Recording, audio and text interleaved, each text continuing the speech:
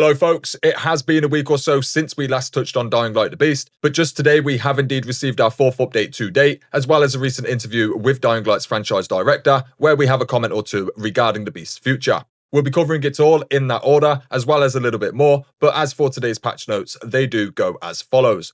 Thanks for all your reports and patience. Our team made an effort to deliver the fix for the following topics. For stability and performance, we have fixed several crashes and improved overall game stability across all platforms. Optimized shutdown and map loading processes to prevent rare fatal errors. Improved Steam and PlayStation 5 compatibility, reducing unexpected crashes and freezes. Optimized FPS limiter and frame generation for smoother gameplay experience, and then finally fixed various visual artifacts in SSR. For the gameplay improvements, we just have the one. We have enhanced parkour ledge grabbing animations for faster, more responsive movement. For the quests and progression, the following changes are all for the main quest. For Safe Haven, we have added better indicators and logic fixes for story sequences and world events. For the Power Gambit, we have fixed for doors in Power Plant not opening in co-op after the spawner executed, and then a fix for the enemies not appearing during exiting from the Power Plant. And then finally, for Schools Out, we have a fix for quest progress block if the door for the scientist room is closed at the start of the fight. For the side quest Don't Look Back in Anger, we have fixed resetting Fury and Fury meter entirely before forcing Fury during the mini-boss fight.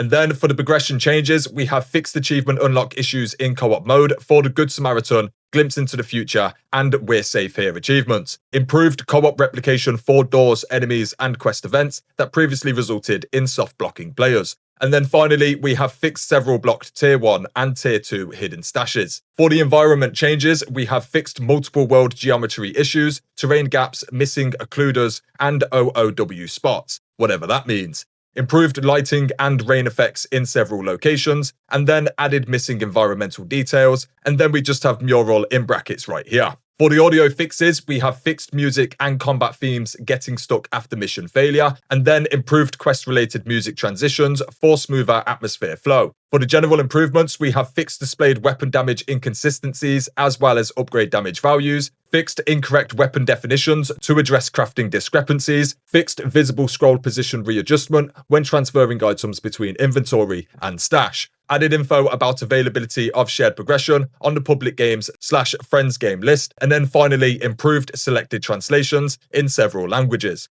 So, plenty of the biggest bugs have now been directly addressed, as well as further work on performance for both PC and PlayStation 5. Moving forward, players should be having far less issues with both stability and quests being soft-locked, and although I'm unaware as to just how many major issues do exist, the handful that are mentioned here are some of the most common I do see mentioned by players.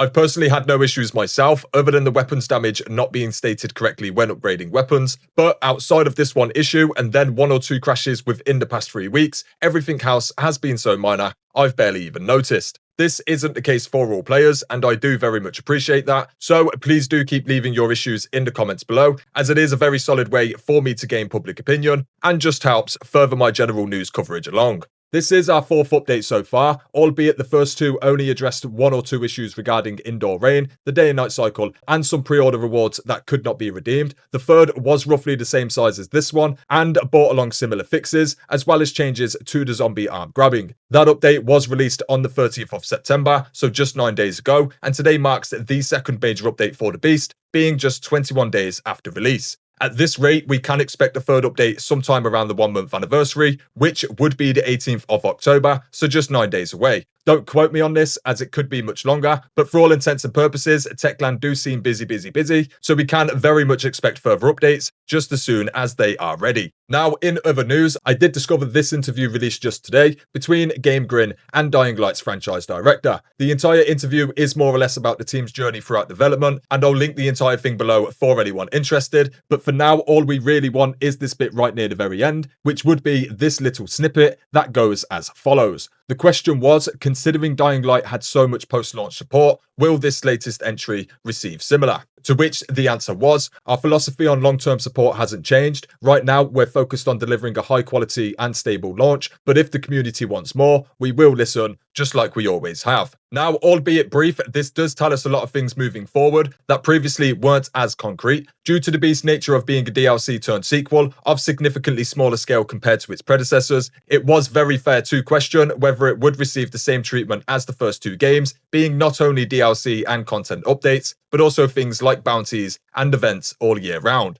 We already know that Techland view the Beast as Dying Light 3 and not just some spin-off, and we also know that the Beast has done very well in sales and has created a resurgence in player base across the franchise. So it's almost guaranteed we do see a plethora of new content, events, and other updates for the Beast over the coming years. What I am currently most excited for would be its inclusion on the Dying Light Outpost website, where there are currently active bounties that earn currency to be used in the store, to then receive cosmetics in Dying Light 2, and I think maybe even still 1. I'm hoping this drops this side of the new year, and it is a very solid way to bring players coming back week after week, and I for one have been stalling on my own progression in hopes that this does drop sooner rather than later. We have no confirmation it is definitely coming, but again, given everything we've covered thus far, the game is absolutely on track to receive future content, and this would be a very sensible start. That and an event in time for Christmas, or hopefully even Halloween. Now, of course, since launch, I've covered all 4 updates for Dying Light the Beast and plan to cover much more moving forward, just as and when these developments do occur. But outside of this, we are coming up on Bloodlines 2 launching on October 21st, and I have a video or 2 on the channel already detailing gameplay and which edition may be best for you. But over the coming weeks, I will be dropping more and covering Bloodlines just as I do with Dying Light and many other games. I mentioned Bloodlines 2 because it has some similar gameplay mechanics to Dying Light, and gameplay-wise, it is similar enough to be worth mentioning to you all. On this basis, the Valor Mortis playtest is currently available to play on Steam right now and doesn't end until October the 13th. So use the link below to sign up and give it a go for yourself if you would like. It's scheduled for a 2026 launch and also similar enough to Dying Light that I felt it would be worth mentioning. Now, it is also worth me including this just at the end of every Dying Light video for the foreseeable future, and I have mentioned it a few times already, but there are currently 20 docket codes you can go and redeem over on the Dying Light Outpost website to then receive a unique shotgun and baseball bat in game, along with 18 weapon crates, and these can be redeemed individually per save file. It is very quick and easy to do if you would like to, and I'll link the Outpost and all 20 codes below for you to just copy and paste in. As I said before, there's very likely to be plenty of updates over on the Outpost for the Beast, so it's worth checking out either now or sometime in the near future. And as and when we begin to see things included on the Outpost, you can guarantee I'll be there to cover it in all of its potential glory. Anyway, that would be it for this one, folks. I'll be back over the coming days with plenty more, and I do of course have a range of guides and news videos on the channel already, so do feel free to stop on by and check things out. Otherwise, thanks for watching, folks, and until next time, peace.